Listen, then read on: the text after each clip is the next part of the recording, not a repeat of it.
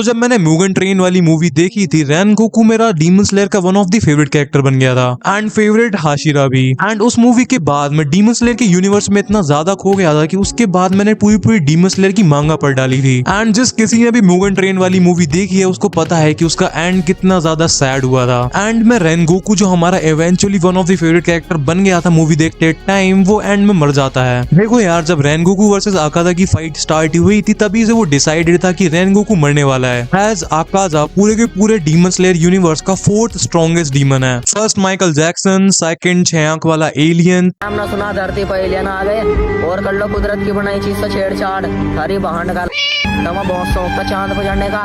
आज चांद वाला खुद नीचे आगा और उसमें उसकी गलती नहीं है, बहाने के सारा ही दोस्त मानना जाएगा।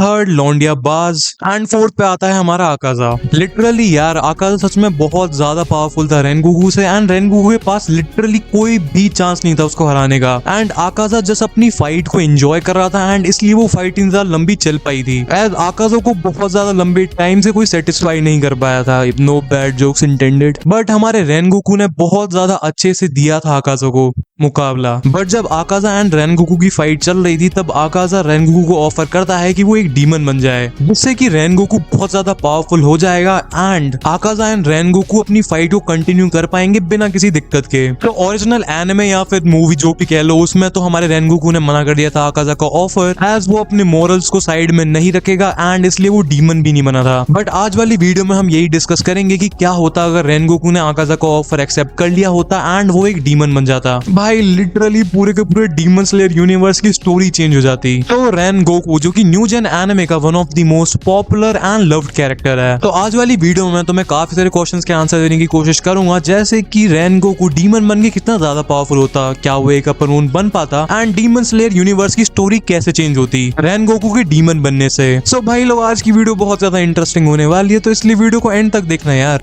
एंड लिटरली उसको बहुत ज्यादा कम स्क्रीन टाइम मिला है, बट तब भी फैंस उसको इतना ज्यादा पसंद करते हैं। मैंने अपने काफी सारे दोस्तों को डीमन स्लेयर एनिमे को रेकमेंड कर रखा है एंड जब भी वो लोग मुगन ट्रेन मूवी को खत्म करते हैं वो बस एक ही कैरेक्टर के बारे में बात कर रहे होते हैं, it is none other than Rengoku. मैंने अपनी एक दोस्त को भी डीमन स्लेयर रेकमेंड किया था and now she is one of the biggest fan of Rengoku. सिर्फ फैंस ही नहीं, बहुत सारे डीमन स्लेयर यूनिवर्स के कैरेक्टर्स भी रेनगोकू से इंस्पायर्ड है एंड उसे बहुत ज्यादा प्यार करते हैं। फॉर एग्जाम्पल हमारा मेन कैरेक्टर तांजीरो कामादो, केनपाची तांजीरो की अनब्रेकेबल फाइटिंग स्पिरिट के पीछे भी कहीं ना कहीं रीजन अपना रेनगोकू ही है। अब किसी बंदे को एक केनपाची वाला जोक समझ में नहीं आएगा एंड वो कमेंट्स में लिखेगा कि भाई आपने तो एनिमे रील से देखा है, इतने चोमू बंदे हैं यार, मैंने एनिमे अपना शॉर्ट से देखा यार। भाई तुमको जहां से एनिमे देखना है वहां से देखो यार, बस एनिमे देखो ब्रो। सो मैं कह रहा था कि हमारे तांजीरो की फाइटिंग स्पिरिट के पीछे भी रीजन रेनगोकू ही है। तो क्या होता अगर तांजीरो की आंखों के सामने ही उसका आइडल रेनगोकू एक डीमन बन जाता। तांजीरो, जेनित्सु, इनोसुके तीनों लिटरली रेनगोकू को अपना बड़ा भाई मानने लगे थे एंड हमने मुगन ट्रेन की काफी सारी आगे वाली फाइट्स में देखा भी था कि तांजीरो अपने रेनगोकू को याद करता है एंड उसको लड़ने के लिए मोटिवेशन आ जाता है। तांजीरो, डीमन स्लेयर के बाकी सारे कैरेक्टर्स हम एज अ फैन रेनगोकू को इसलिए पसंद करते हैं क्योंकि वो कभी गिव अप नहीं करता। उसके पास चॉइस थी कि वो अपनी डेथ को अवॉइड कर दे, हमेशा के लिए जिंदा रहे एंड बहुत ज्यादा पावरफुल हो जाए। बट हमारे रेनगोकू को पता था कि ह्यूमन लाइफ की वैल्यू इसलिए होती है क्योंकि वो एक दिन एंड हो जाती है, इसलिए उसने आकाजा के डीमन बनने के ऑफर को रिजेक्ट करके अपनी डेथ को एक्सेप्ट किया था। बट लेट्स अज्यूम कि मोमेंट की हीट में आके रेनगोकू एक डेस्परेशन से भरा हुआ डिसीजन लेता है एंड जिंदा रहने के लिए आकाजा के ऑफर को एक्सेप्ट कर लेता है, जिससे हमारा लव्ड कैरेक्टर रेनगोकू एक डीमन बन जाएगा। रेनगोकू को गिव अप करते हुए देखकर एंड एक डीमन बनते हुए देखकर अपने तांजीरो को बहुत ज्यादा बुरा लगेगा, बट जिस टाइम तक रेनगोकू अपना डीमन बनने का डिसीजन लेगा उस टाइम तक सन आ चुका था एंड इसलिए दोनों आकाजा एंड अपने रेनगोकू को वहां से भागना पड़ेगा, जिससे हमारा मेन ट्रियो जिंदा बच जाएगा। रेनगोकू की डीमन बनने का सबसे पहला कॉन्सिक्वेंस ये होगा कि हमारा तांजीरो रेनगोकू की इज्जत करना बंद कर देगा, बल्कि वो रेनगोकू के बारे में कुछ ऐसा कहेगा, गद्दारी कर बे। मुगन ट्रेन आर्क के बाद एंड अपने रेनगोकू के डीमन बनने के बाद ज्यादातर चीजें नॉर्मल ही वर्क करेंगी। अपना मेन ट्रियो एंटरटेनमेंट डिस्ट्रिक्ट में जाएगा एंड डाकी एंड ग्योतारो को दोनों को थोड़े बहुत बैक शॉट्स देगा। अब एंटरटेनमेंट डिस्ट्रिक्ट की बात करी है तो मेरे को एक चीज बताओ यार, ये डाकी मुजान के साथ क्या करने लग रही थी bro? Something sauce was going on यार। ये डाकी को कोई बता गया हो कि मुजान अपना लड़की भी बन जाता है और मे बी शायद डाकी को वो पसंद भाई यार। एंड एंटरटेनमेंट डिस्ट्रिक्ट आर्क के बाद हमारा स्वॉर्ड्समिथ विलेज वाला आर्क आता है, एंड जहाँ पर हमारे बहुत ज्यादा गंदे से डीमन आते हैं, एंड उसमें भी कुछ भी चेंज नहीं होगा रेनगोकू की डीमन बनने से। उसके बाद हाशिरा ट्रेनिंग आर्क आएगी, उसमें भी कुछ चेंज नहीं होगा। उसके बाद अपना Michael Jackson stylish moon walk करते हुए अपने उपायशिकी के घर में जाएगा।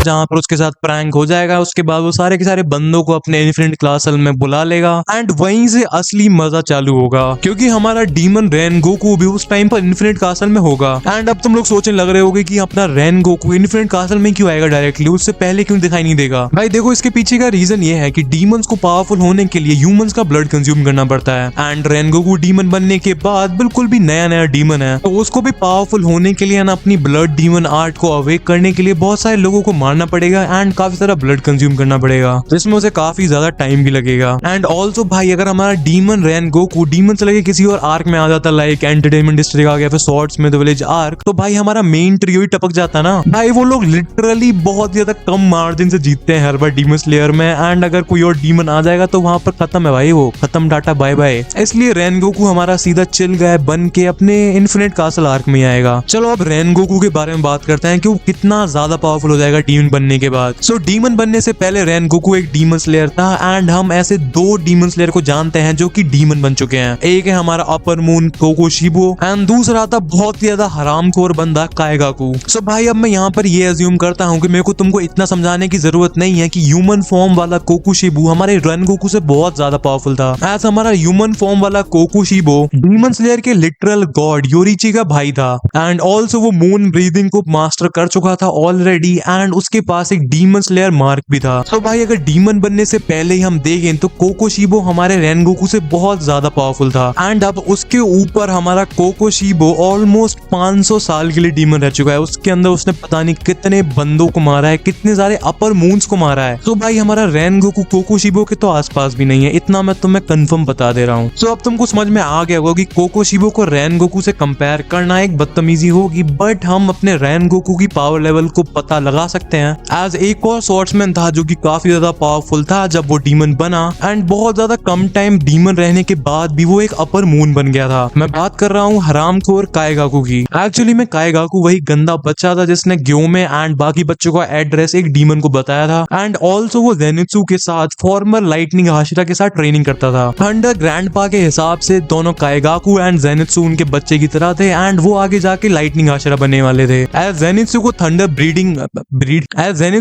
ब्रीथिंग का बस एक ही फॉर्म आता था, जो कि था पहला फॉर्म, जो कि मोस्ट इंपॉर्टेंट फॉर्म है थंडर ब्रीथिंग का। क्या हो रहा है मेरी जुबान को। एंड वहीं पे काइगाकू को थंडर ब्रीथिंग के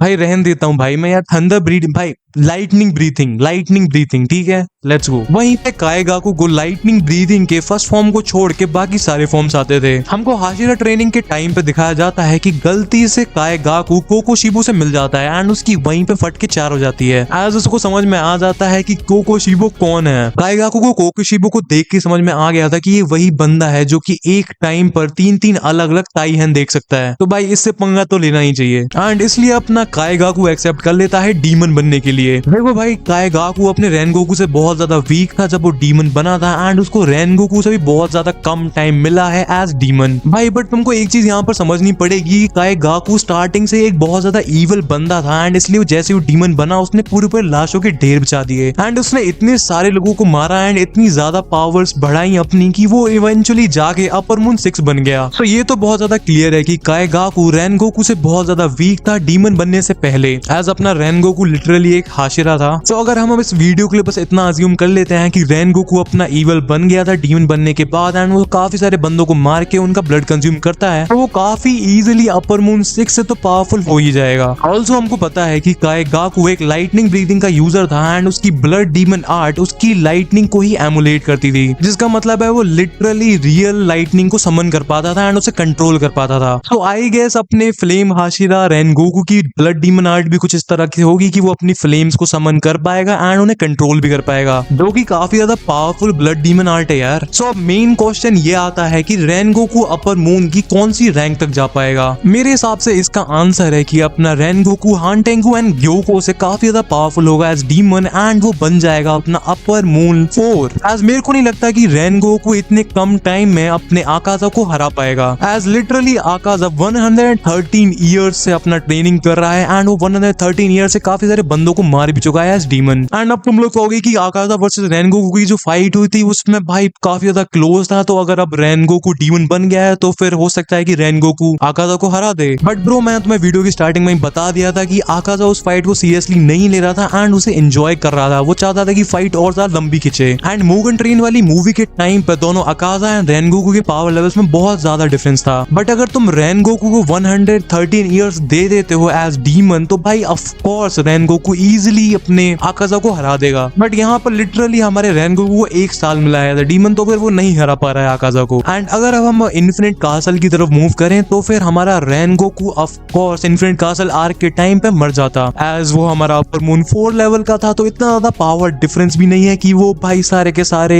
हाशिराज को ही खत्म कर दे। And most probably Infinite Castle के टाइम पर रेनगोकू को हराने वाला और कोई नहीं कामादो तांजीरो ही होता, एज वो दोनों एक दूसरे को काफी ज्यादा अच्छे से जानते हैं एंड उनकी काफी ज्यादा क्रेजी बैक स्टोरी भी है। लिटरली तांजीरो ने रेनगोकू, जिसको वो अपना बड़ा भाई मानने लगा था, उसको अपनी आंखों के सामने डीमन बनते हुए देखा था। ऑल्सो मित्सुरी के पास भी काफी ज्यादा बड़े बड़े रीजन थे अपने रेनगोकू वाली फाइट को ज्वाइन करने के लिए, एज मित्सुरी को भी रेनगोकू ने ट्रेन करा था एंड मित्सुरी काफी ज्यादा रिस्पेक्ट करती थी रेनगोकू की। एंड रेनगोकू मित्सुरी को फ्लेम ब्रीदिंग सिखा रहा था बट उसको समझ में नहीं आई एंड उसने अपनी लिटरली लव ब्रीदिंग निकाल दी। एंड भाई इतना तो कंफर्म है कि दोनों तांजीरो एंड मित्सुरी मिलके रेनगोकू को हराई देते हैं, एज उस टाइम पर दोनों के पास उनका डीमन स्लेयर मार्क होगा। एंड भाई उस टाइम पर तांजीरो के पास सन ब्रीदिंग भी, तो मेरे को नहीं लगता है कि उन दोनों को ज्यादा दिक्कत होगी रेनगोकू को हराने में। तो रेनगोकू की डीमन बनने से डीमन स्लेयर की स्टोरी पे तो ज्यादा इम्पैक्ट नहीं पड़ता, बट हमको हमारा one of the favourite and loved character नहीं मिल पाता।